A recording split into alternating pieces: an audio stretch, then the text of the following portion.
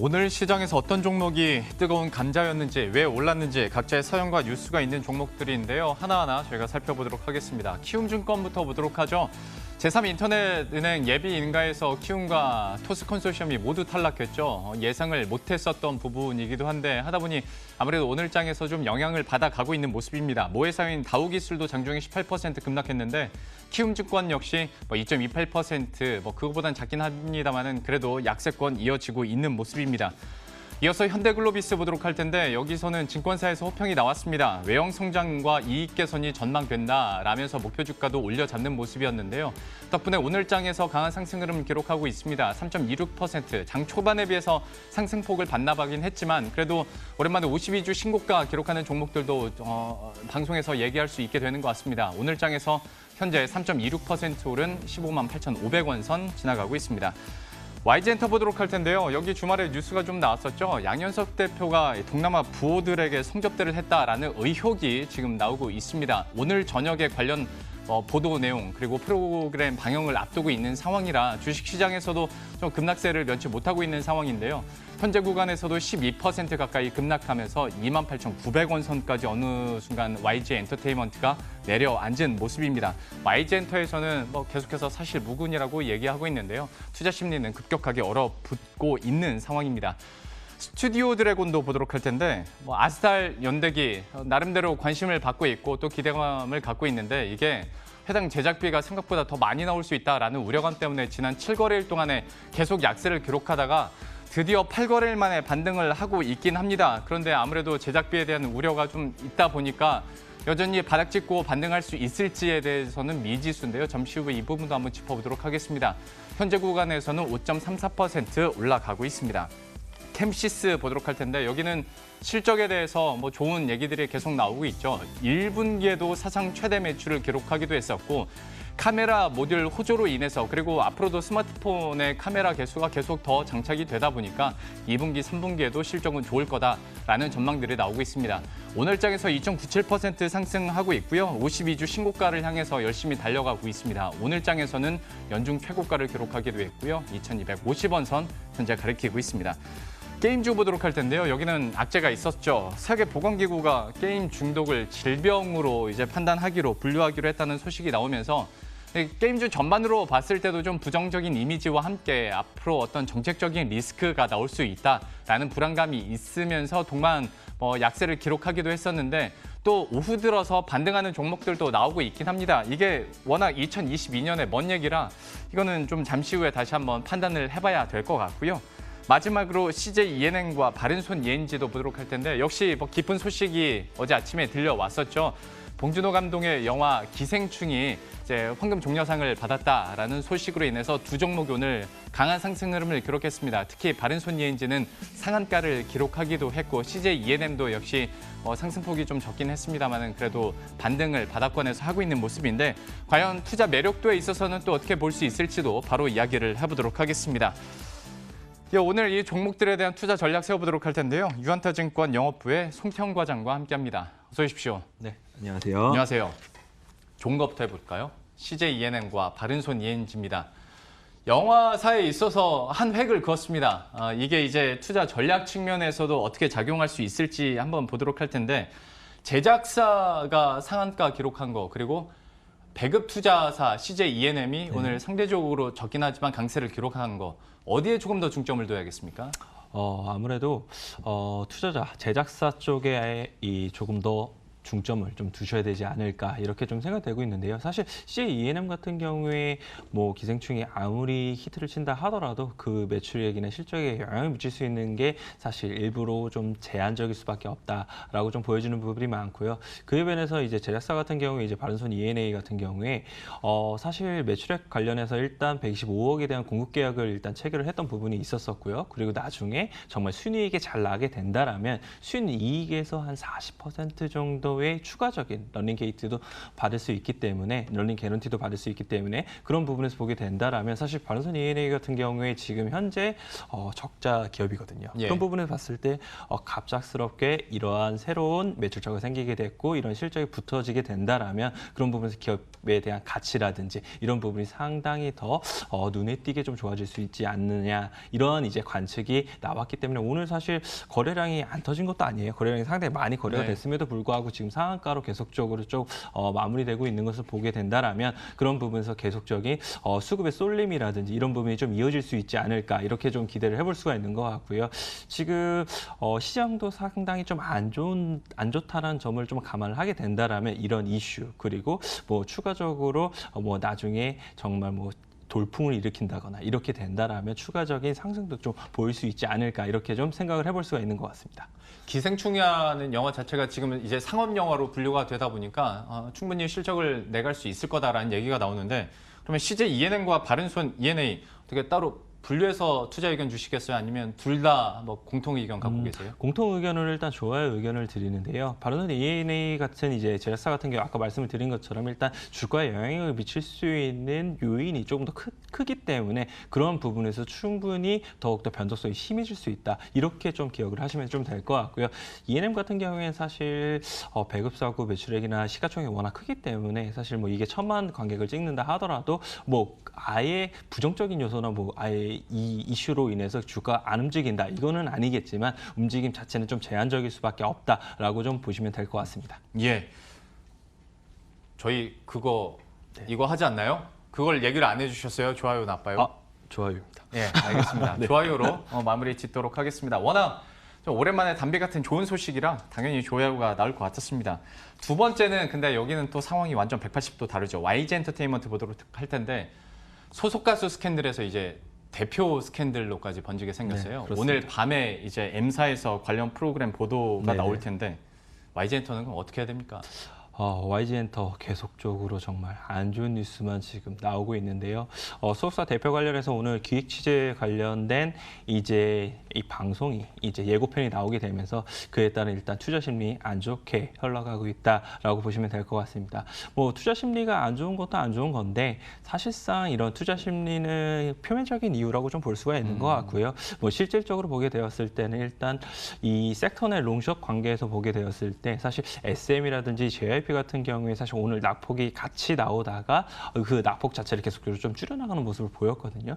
그런 점을 감안하게 됐을 때는 이 두 회사에 대해서 롱 포지션을 가져가고 섹터 내에서 이 YG에 대해서는 숏 포지션을 가져가게 되면서 이 조금 더 하락폭이나 이런 폭 자체가 더욱더 심해질 수 있지 않을까 이렇게 좀 생각을 해볼 수가 있는 것 같고요. 그리고 기업 가치에 대해서 좀 생각을 하게 된다 하더라도 1분기 실적만 놓고 보게 됐을 때도 YG 같은 경우에 사실 실적의 컨센서스 하회를 했기 때문에 네. 그런 부분 자체도 2분기 때까지 한번 검증이 또 필요하다 이런 부분이 있을 수 있을 것 같고 그리고 이제 세무조사 관련돼서도 상당 부분 좀 문제가 되지 않을까 이렇게 좀 생각되고 있습니다. 만약 세무조사로 인해서 뭐 추가적인 뭐 벌금이 부과된다거나 아니면 추가적인 세금 납부를 해야 되는 부분이 생기게 된다라면 그런 부분에서 당연히 대손상각 비용 처리를 할 수밖에 없는 부분이 있고요. 그에 따라서는 정말 뭐 빅백스라든지 뭐 이런 부분도 충분히 나올 수 있지 않을까 이렇게 좀 생각을 해볼 수 있는 것 같고요. 일단 지금 정부 자체에서 이런 컨센서스가 계속적으로 좀 이루어진다는 점을 감안을 하게 되었을 때는 뭐 계속적인 조금 안 좋은 주가 흐름이 보이지 않을까 이렇게 좀 생각해 볼 수 있는 것 같습니다. 이건 그러면 당연히 투자 의견은 네, 나빠요를 나빠요가 될 것 같은데 네. 저 이거 듣다가 제가 우울해졌어요. 왜냐면 네네. 혹시라도 우리 시청자 여러분 중에 YG엔터 계속 못 팔고 갖고 계신 분들도 있을 거란 말이에요. 그렇죠. 네. 지금이라도 그러면 정리를 합니까? 아니면 근데 이게 너무 많이 떨어져가지고 사실 매도 버튼 누르기도 쉽지 않거든요.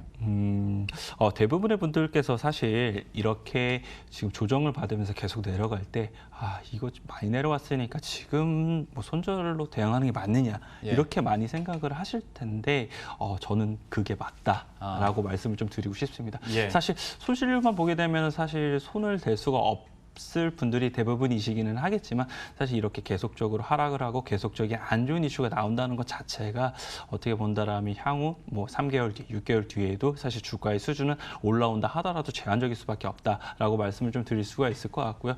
뭐 섹터 내에서 뭐 다른 뭐 JYP라든지 SM 같은 경우에 훨씬 더 나은 펀더멘털이라든지 나은 이슈를 가지고 있기 때문에 차라리 뭐 이런 부분에 손절하고 너무 좀 내가 마음이 아팠다라고 생각을 하신다라면 그런 부분을 추가적으로 조금씩 변경을 해 나가시는 방법도 괜찮을 수 있지 않을까 이렇게 생각해 볼 수 있는 것 같습니다. 참 앞으로 악재들이 좀 쌓여 있어서 YG엔터에 대해서는 좀 결단이 필요할 것 같습니다. 이렇게 살펴봤고요. 세 번째는 다시 한번 좀 기분 좋은 쪽으로 가보죠. 믿고 보는 그래도 실적인데 캠시스야 워낙 스마트폰에서 요즘에 이제 기본적으로 한 3개는 카메라가 달려 나오는 것 같아요. 네, 그렇습니다. 중저가도 뭐 3개씩 달려 나오니까 하다 보니 뭐 2분기, 3분기 계속 좋아질 거다라고 얘기를 하는데 캠시스에 대해서는 어떻게 보고 계세요? 네, 사실 카메라 모듈 업체들 같은 경우에 뭐 캠시스를 제외를 하고 뭐 파트너라든지 아니면은 파워로직스라든지 MC넥스라든지 사실 52주 신고가 부근에서 계속적으로 좀 움직이는 모습을 보이고 있는데요. 캠시스 같은 경우에는 사실 그에 비해서는 오르폭 자체는 그렇게 크지 않다라고 좀 볼 수가 있을 것 같고요. 대신 이제 카메라 모듈 업체들 같은 경우에 아까 말씀을 하신 것처럼 스마트폰에서 계속적으로 이런 카메라 개수가 늘어나고 있는 추세가 계속되고 있습니다. 이게 사실 폴더블 폰 나오기 전까지는 계속적인 이제 흐름이지 않을까 이렇게 좀 생각을 해볼 수가 있는 것 같고요. 동사 같은 경우에는 사실 S10에도 이제 이런 카메라 모듈을 납품을 하고 있었는데 A 시리즈에도 좀 납품을 하고 그리고 아니면 공급 예정에 있다라고 하고 있습니다. 그런 점을 감안을 하게 되었을 때 1분기 실적에 사실 서프라이즈가 나오게 되면서 이런 실적 이에 대한 부분이 하반기에도 이어질지 안 이어질지 이런 부분에 대해서 좀 의문감을 가지실 분들이 있으시겠지만 저 같은 경우라면 확률상 좀 하반기에도 실적이 좀 잘 나올 가능성이 좀 높아 보인다라고 말씀을 좀 드릴 수가 있을 것 같고요. 그리고 영업 이익률만 놓고 본다 하더라도 작년 4분기에는 3.5% 정도의 비교적 좀 낮은 이제 영업 마진을 갖고 있었는데 그런 폭 자체가 이번 1분기로 넘어오게 되면서 4.5 그리고 신규 사업 비용을 좀 제외를 하게 된다라면 5% 이상까지 좀 올라오는 모습을 좀 보이고 있습니다. 그런 점 감안하게 되었을 때 하반기로 가면 갈수록 아무래도 실적적인 측면이 좀 더 늘어날 수 있지 않을까 이런 부분으로 기대를 할 수가 있는 것 같고요. 그리고 하반기에는 사실 신규 사업인 이 초소형 전기차에서도 새로운 모멘텀으로 좀 작용을 할 수 있지 않을까 이렇게 좀 생각되고 있습니다. 예.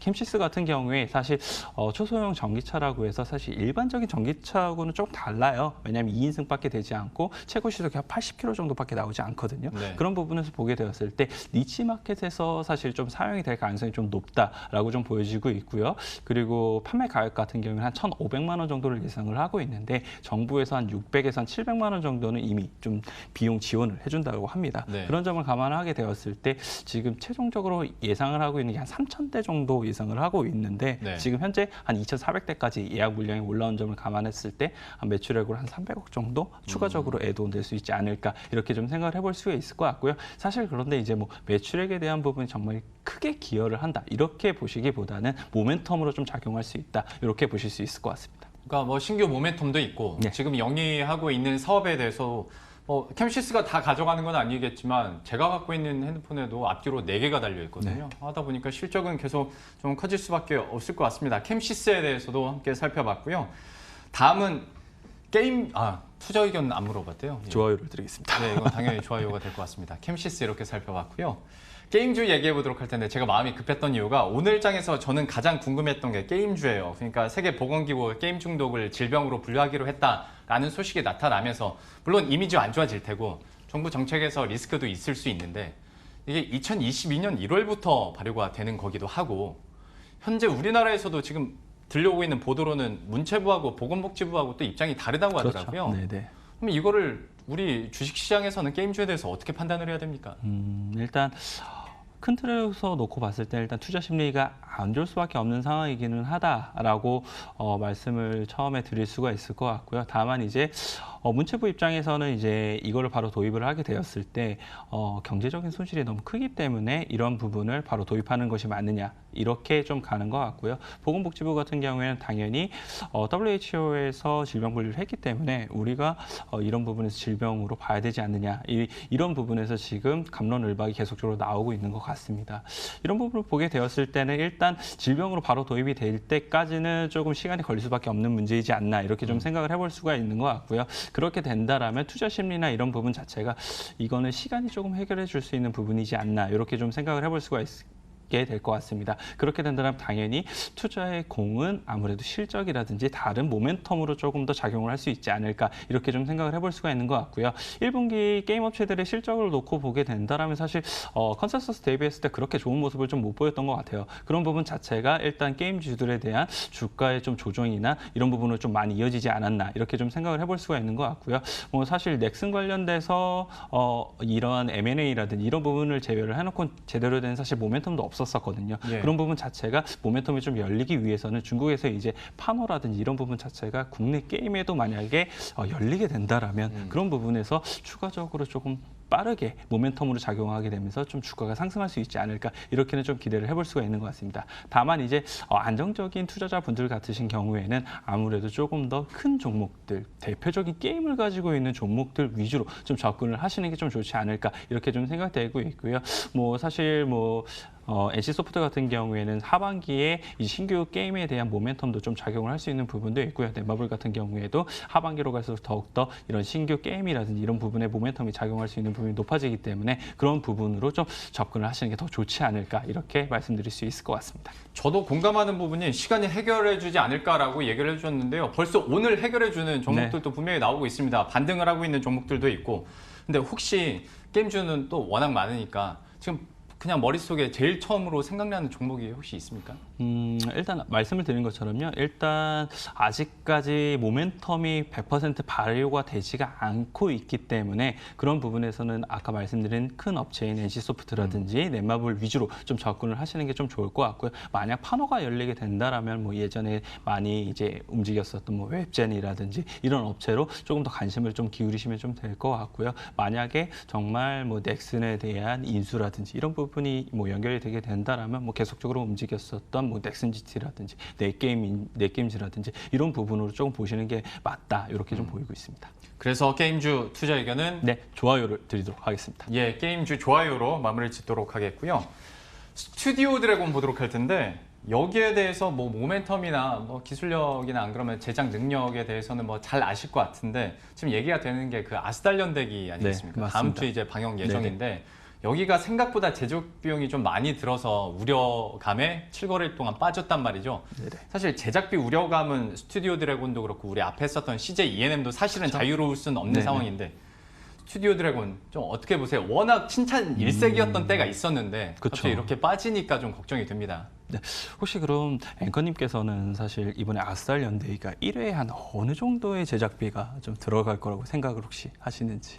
원래 한 편당 제가 듣기로 한 2, 30억을 처음에 예상을 했었는데 네네네. 뭐 40억까지 올라갈 수 있다고. 정확히 알고 계시는데요.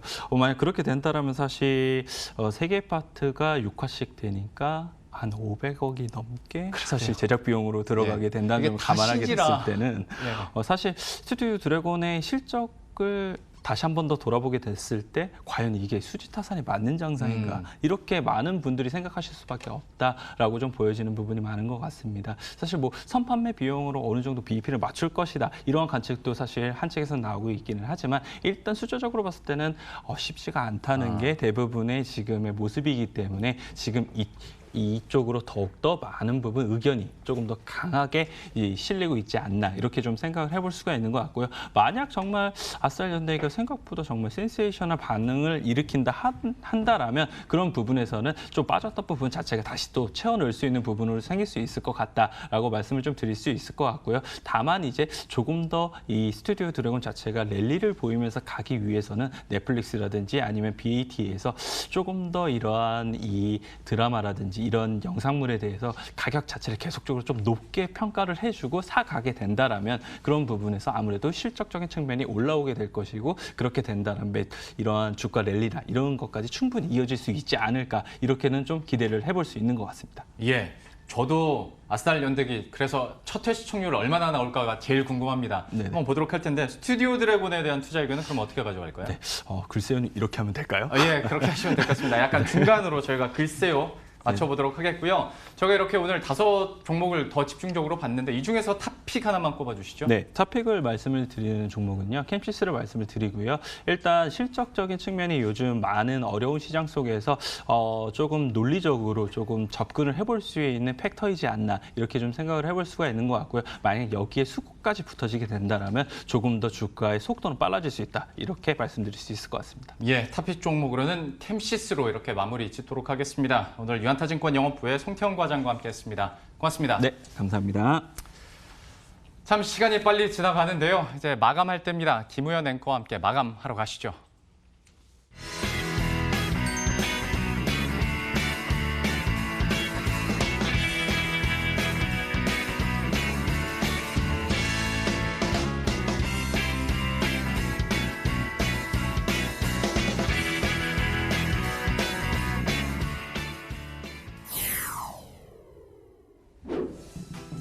뒷신이 발휘되는 걸까요? 장중 내내 부진했던 코스피가 현재 보합권 근처까지 올라와 있습니다. 지금 빨간불로 전환이 돼 있고요. 코스닥도 낙폭을 대부분 만회하면서 690선 회복하려는 시도 계속해서 이어지고 있습니다. 코스피는 현재 2045포인트 가리키고 있습니다. 2050선은 회복해내지 못했고요. 빨간불 전환되면서 마감 대기하고 있습니다. 코스닥은 0.1% 현재 낙폭입니다. 약보합권에서 거래 마칠 것으로 보이고요. 690선 조금 못 미치면서 689포인트 현재 가리키면서 마감 준비하고 있습니다. 시가총액 상위 종목의 호가 분위기 체크해 보시죠. 삼성전자가 그래도 보합권까지 올라왔습니다. SK하이닉스 제외하고는 1위부터 5위까지 모두 빨간불 켜내면서 마감 준비하고 있는데요. SK하이닉스는 그래도 많이 낙폭 만회했네요. 0.6% 현재 조정받으면서 67,200원 선에 거래되고 있고요. 삼성전자는 보합권입니다. 42,700원 선까지 그래도 올라와 줍니다. 현대차는 오늘 강세를 시연했습니다. 개별 소비세 인하 연장이라는 모멘텀을 안고 강세를 시연했죠. 3.4% 오름세 유지하면서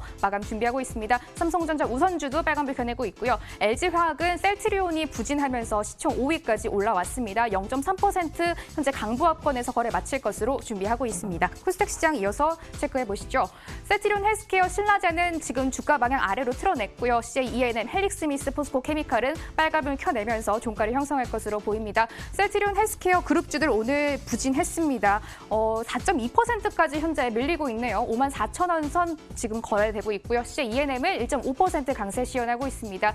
183,800원 선 현재 지나가고 있고요. 헬릭스미스 0.5% 강보합권에서 마감 준비합니다. 212,500원 선에 현재 지나가고 있습니다. 마감 동시효과 구간 체크해봤습니다.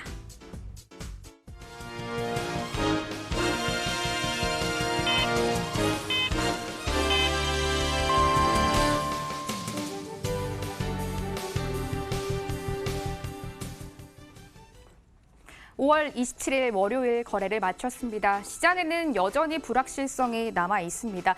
지수의 뚜렷한 상승보다는 자동차주들이라든지 콘텐츠주들 개별적 이슈로 인한 이 종목 상승 모멘텀이 계속해서 이어지고 있습니다. 코스피는 다시 파란불로 전환되면서 마감가를 형성했습니다. 2044포인트의 종가 형성했네요. 0.05% 조정받으면서 거래 마쳤고요. 코스닥도 역시 약보합권에서 거래 마쳤습니다. 689포인트의 종가 형성했습니다.